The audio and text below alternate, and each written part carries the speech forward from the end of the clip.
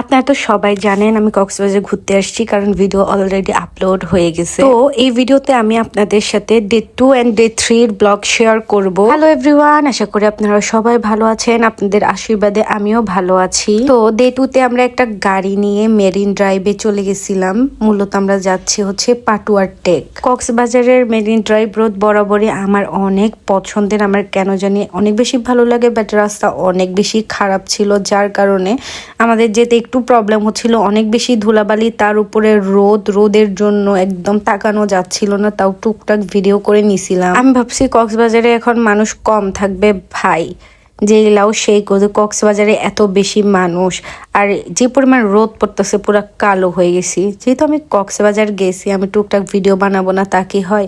So আমাদের গাড়িতে ড্রাইভারের সাথে যে একটা লোক থাকে, ওরা কি বলে আমি জানি না, তো উনি হচ্ছে আমার ভিডিও করে দিছে সুন্দর সুন্দর কয়েকটা, কারণ আমার বান্ধবী নিজের ভিডিও তুলতেই ব্যস্ত ছিল, ছবি তুলতেই ব্যস্ত ছিল, যার কারণে আমি ওই ভাইয়াটাকে দিয়ে ছবি ভিডিও তুলাই নিছি।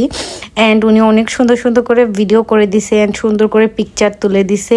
এরপরে আমি ছাতার নিচে এসে বসি, দেন হচ্ছে আমরা মাখা খাই আর সুন্দর ভিউ দেখতেছি অ্যান্ড এনজয় করতেছি। আমি ভাবছিলাম এখন যেহেতু শীত পড়তেছে কক্সবাজার ঘুরে হচ্ছে মজা পাবো, কিন্তু না রে ভাই, যে লাউ সেই কদুই, ওখানে রোদের কারণে বের হওয়া যায় না, স্কিন জ্বলে যাচ্ছিল। আর এই ফলটাকে কে কে চিনেন আপনারা বলেন? ফলটার নাম এখন ঠিক আমার মনে পড়তেছে না, বাট এটা খেতে অনেক বেশি মজা। আমি কক্সবাজার গেলে কখনোই মিস করি না, এটা আমি সবসময় খাই। অ্যান্ড আমি লাস্ট মোমেন্টে গিয়ে ঘোড়ার পিঠে উঠছিলাম, ভাই আমার এত বেশি ভয় লাগতেছিল যা বলার বাইরে। আমার বান্ধবী আমাকে জোর করে তুলে দিছে, আমি উঠতেই চাই না, আমার এত বেশি ভয় লাগতেছিল, মানে আমি মনে মনে ভাবতেছি আমি নামতে পারলে বাঁচি। এরপর আমি নেমে যাই, নেমে যাওয়ার পরে দেখি জেলেরা মাছ ধরতেছিল। ভাই এই দৃশ্যটা আমার এটা সহ সেকেন্ড টাইম, অনেক ভালো লাগে, বিশ্বাস করেন। ওরা এত স্ট্রাগল করে, এত কষ্ট করে মাছ ধরে আর এগুলো সেল করে। দেন আমি আমার কালা পায়ের সাথে একটু সমুদ্রের ভিডিও নিয়ে নিলাম। তারপর আমার অবস্থাটা দেখেন, রোদের কারণে আমি একদমই তাকাইতে পারতেছিলাম না, মুখের উপর হাত দিয়ে ভিডিও করতেছিলাম। এরপরে সন্ধ্যার দিকে আমরা সি ফুড খাইতে যাই। এই যে কতগুলো সি ফুড আমরা নিছি দেখেন, এন্ড অনেক বেশি মজা ছিল খেতে। কক্সবাজার গেছি অথচ সি ফুড খাই নাই, এমন কি কারোর হয়েছে বলেন তো? অবশ্য অনেক অনেক খাওয়া দাওয়া করতে হবে। এরপর আমি একটা চা খাই, দেন ডিম খাই। এরপরের দিন এই যে আইসক্রিম, এটা হচ্ছে ডে 3 তে আমি আইসক্রিম খাই অ্যান্ড মাউন্টেন ডিউ আরও অনেক অনেক কিছু খাই।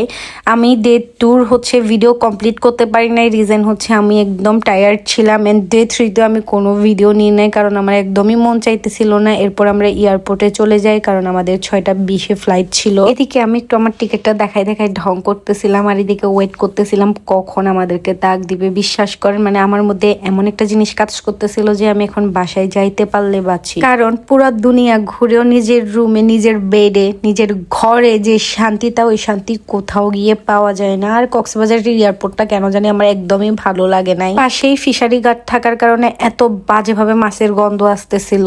এরপর আর দেখেন আমরা ফ্লাইটে উঠে যাই, এন্ড আমাদেরকে ফ্লাইটে স্যান্ডউইচ এন্ড হচ্ছে ম্যাঙ্গোভার দিছিল। আজকের জার্নিটা আমার কাছে অনেক ভালো লাগছে, কারণ আমরা ইউএস বাংলাতে জার্নি করতেছি। 90 ইয়ারের জার্নি কেন জানি ভালো লাগে না, কারণ ওটা একটু উপরে উঠলে অনেক বাজেভাবে কাঁপতে থাকে, বাট ইউএস বাংলাতে জার্নি করে অনেক বেশি মজা।